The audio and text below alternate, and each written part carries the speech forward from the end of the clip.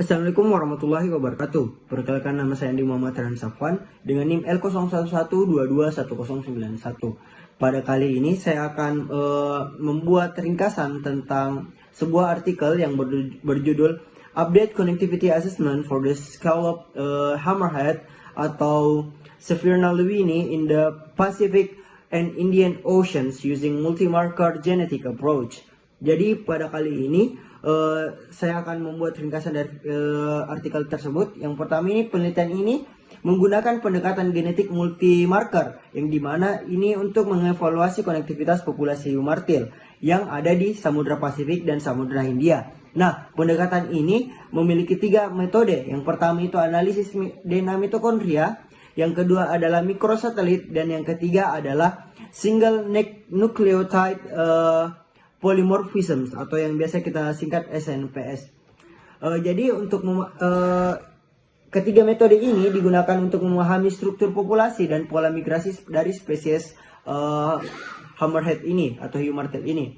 Nah, sampel ditemukan itu sebanyak 541 individu, yang dimana ini dikumpulkan dari 12 lokasi di wilayah Indo-Pasifik. Hal ini bertujuan untuk memperbarui data konektivitas genetik dan mendukung upaya konservasi spesies yang sudah terancam punah ini.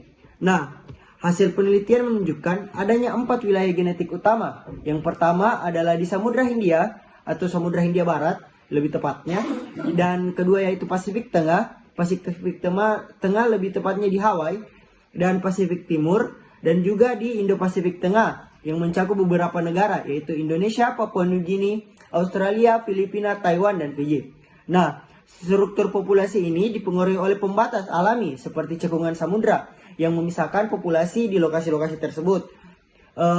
Sementara itu di wilayah Indo-Pasifik Tengah, konektivitas genetik cenderung difasilitasi oleh komunitas habitat seperti landas kontinen. Nah, pada analisis DNA mitokondria, hasilnya itu menunjukkan bahwa haplotype yang sebelumnya dianggap eksklusif di Atlantik kini juga ditemukan di berbagai populasi Samudra Hindia. Nah, temuan ini menunjukkan bahwa haplotype tersebut lebih tersebar luas dari yang diperkirakan sebelumnya. Nah, selain itu pada hasil SNPS memberikan resolusi yang lebih tinggi dibandingkan hasil mikrosatelit dalam mengidentifikasi subdivisi populasi yang penting untuk memahami dinamika genetik secara lebih detail. Nah, analisis SNPS ini mengungkapkan pola isolasi berdasarkan jarak. Nah, yang dimana terutama di wilayah Indo-Pasifik Tengah. Di wilayah ini aliran genetik terjadi melalui migrasi stepping stone dengan konektivitas tinggi antara lokasi yang berdekatan seperti Australia Timur, Papua Nugini, dan Indonesia. Namun pada lokasi seperti Fiji dan Australia Barat itu menunjukkan keterbatasan konektivitas genetik karena mungkin karena jaraknya yang jauh dan minimnya habitat penghubung. Nah, pada studi ini juga menyoroti beberapa perbedaan pola migrasi antara jenis kelamin. Migrasi berbasis jantan cenderung mendukung aliran genetik yang lebih luas di wilayah Indo-Pasifik, Pasifik Tengah.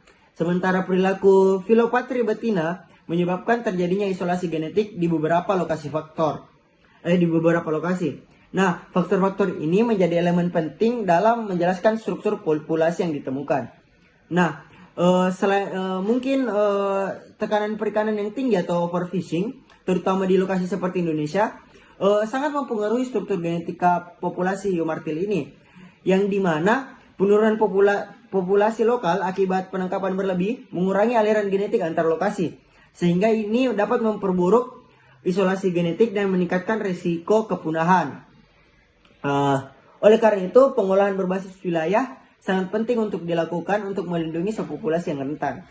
Nah, selanjutnya temuan pada penelitian ini ditemukan bahwa pada hasil dari temuan ini memberikan dasar untuk menetapkan 4 wilayah konservasi utama berdasarkan struktur genetiknya. Yang pertama itu Seychelles atau yang berada di Samudra Hindia. Nah, Indo-Pasifik Tengah, Pasifik Tengah, dan Pasifik Timur. Nah, pengolahan konservasi di wilayah-wilayah ini akan membutuhkan kerjasama lintas negara, mengingat distribusi lintas batas dan sifat migrasi dari spesies hiu martil ini. Nah, pendekatan multimarker ini yang digunakan dalam penelitian ini menunjukkan bahwa keunggulan dalam mengidentifikasi populasi yang lebih luas dibandingkan metode-metode genetik lainnya atau metode-metode dengan pendekatan morfologi atau morfometrik lainnya.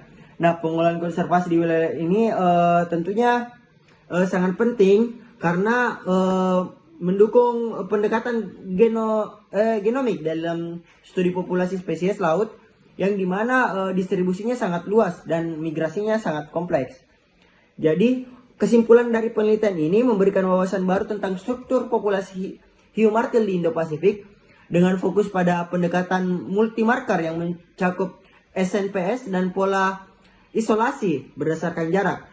Temuan ini memberikan panduan ilmiah yang penting untuk mendukung upaya konservasi yang terancam punah ini, sekaligus menyoroti perlunya pengelolaan lintas batas yang terkoordinasi. Mungkin demikian dari saya. Wabillahi taufiq wal hidayah. Wassalamualaikum warahmatullahi wabarakatuh.